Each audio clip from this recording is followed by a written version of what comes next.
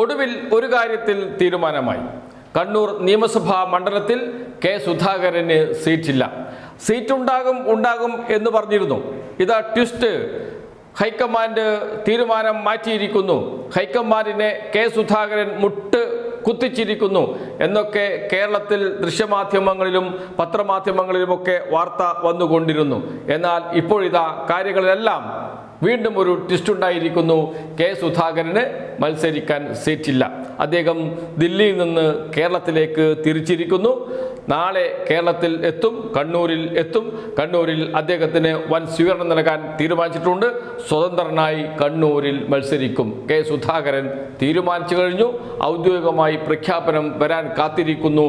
കോൺഗ്രസിൻ്റെ അവസാനത്തെ പട്ടിക, അതിനുശേഷമായിരിക്കും കെ സുധാകരൻ്റെ പ്രഖ്യാപനം. കണ്ണൂരിൽ സ്വതന്ത്രനായി മത്സരിക്കുന്നു കെ സുധാകരൻ എന്ന് വെച്ചാൽ കണ്ണൂരിൽ മാത്രമല്ല, കണ്ണൂർ ജില്ലയിൽ, കാസർഗോഡ് ജില്ലയിൽ, എന്തിനേറെ പറയുന്നു വയനാട്ടിലും അതുപോലെ തന്നെ കോഴിക്കോട് ജില്ലയിൽ വരെ അതിൻ്റെ പ്രതിഫലനമുണ്ടാകും. എന്ന് വെച്ചാൽ കോൺഗ്രസ് സ്ഥാനാർത്ഥികൾക്ക് വോട്ട് ചെയ്യാതിരിക്കുന്ന വലിയൊരു വിഭാഗം പ്രവർത്തകരുണ്ടാകും എന്നർത്ഥം. കോൺഗ്രസ് സ്ഥാനാർത്ഥിക്ക് വോട്ട് ചെയ്യാതിരിക്കുക എന്നത് മാത്രമല്ല, കോൺഗ്രസിന് വേണ്ടി സജീവമായി സംഘടനാ പ്രവർത്തനം നടത്താൻ തയ്യാറുള്ള പ്രവർത്തകരാണ് കോൺഗ്രസിൻ്റെ അനുയായികൾ. ബാക്കിയെല്ലാം മാറ്റിവെച്ച്, സ്വന്തം ജോലി പോലും മാറ്റിവെച്ച് കോൺഗ്രസിന് വേണ്ടി പ്രവർത്തിക്കുന്ന പ്രവർത്തകരാണ് കെ സുധാകരൻ്റെ അനുയായികൾ. അവരെല്ലാവരും നിഷ്ക്രിയരാകും ഒരുപക്ഷെ. അതല്ലെങ്കിൽ വിമത സ്ഥാനാർത്ഥിയെ കെ സുധാകരൻ നിർത്തുകയാണെങ്കിൽ ആ സ്ഥാനാർത്ഥിക്ക് വേണ്ടി പ്രവർത്തിക്കുന്ന സ്ഥിതി വരും. എന്ന് വെച്ചാൽ കോൺഗ്രസിൽ നിന്ന് വലിയ വിഭാഗം വോട്ടുകൾ മാറിപ്പോകും എന്നതാണ്. 15 മണ്ഡലങ്ങളിൽ സ്ഥാനാർത്ഥികളെ നിർത്തുമെന്നാണ് കെ സുധാകരൻ ഇപ്പോൾ പറഞ്ഞിരിക്കുന്നത്.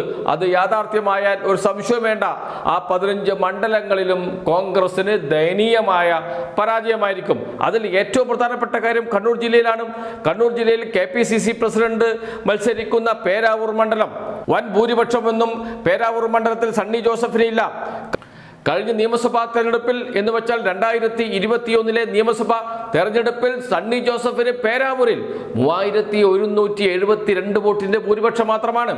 അതുമറിയാൻ വലിയ പ്രയാസമൊന്നുമില്ല. 1500 വോട്ട് മറിഞ്ഞാൽ മതി 3000 വോട്ടിന്റെ ഫലം ലഭിക്കും എന്നറിയാമല്ലോ. അതുകൊണ്ട് തന്നെ പേരാവൂരിൽ സണ്ണി ജോസഫിന്റെ അവസ്ഥ ദയനീയമാകും. KPCC പ്രസിഡന്റ് തന്നെ തോറ്റുപോകുന്ന അവസ്ഥ വരും. സണ്ണി ജോസഫിനെ പരാജയപ്പെടുത്തുമെന്ന് ഇതിനകം തന്നെ പ്രഖ്യാപിച്ചിട്ടുണ്ട് കെ സുധാകരന്റെ അനുയായികൾ എന്നുകൂടി ഓർക്കണം. തൊട്ടടുത്ത സീറ്റ് കോൺഗ്രസ് പരമ്പരാഗതമായി ജയിച്ചു വരുന്ന ഇരിക്കൂർ മണ്ഡലത്തിലും വൻ ഭൂരിപക്ഷമൊന്നുമില്ല UDFന്. ഇരിക്കൂർ മണ്ഡലത്തിൽ കഴിഞ്ഞ തവണ കോൺഗ്രസിന്റെ UDFന്റെ ഭൂരിപക്ഷം 10010 വോട്ട് മാത്രമാണ്.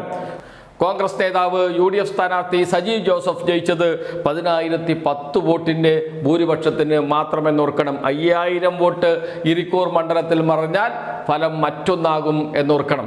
ഇനിയിപ്പോൾ തളിപ്പറമ്പിലേക്ക് വന്നാൽ, തളിപ്പറമ്പിൽ UDFന് ജയിക്കാൻ കഴിയും. CPMന്റെ LDFന്റെ വിമത സ്ഥാനാർത്ഥി കൂടി വന്ന സാഹചര്യത്തിൽ ജയിക്കാൻ കഴിയുമെന്ന് കണക്ക് കൂട്ടുന്നു. എന്തിന്റെ അടിസ്ഥാനത്തിൽ? ലോക്സഭാ തെരഞ്ഞെടുപ്പിൽ കെ സുധാകരൻ മത്സരിച്ച ഘട്ടത്തിൽ 8000 വോട്ടിന്റെ ലീഡുണ്ട് UDFന് തളിപ്പറമ്പിൽ. അതുകൊണ്ടാണ് UDFന് ജയിക്കാൻ കഴിയും ഒത്തുപിടിച്ചാൽ എന്ന് പറയുന്നത് തളിപ്പറമ്പ് മണ്ഡലത്തിൽ. എന്നാൽ കെ സുധാകരനെ പിണക്കിയതോടുകൂടി തളിപ്പറമ്പ് മണ്ഡലത്തിലും രക്ഷയില്ല ഇത്തവണ UDFന് എന്നറിയാം. തളിപ്പറമ്പിൽ സ്ഥാനാർത്ഥിയെ നിർത്താൻ തീരുമാനിച്ചിട്ടുണ്ട് കെ സുധാകരൻ എന്നാണ് അറിയുന്നത്.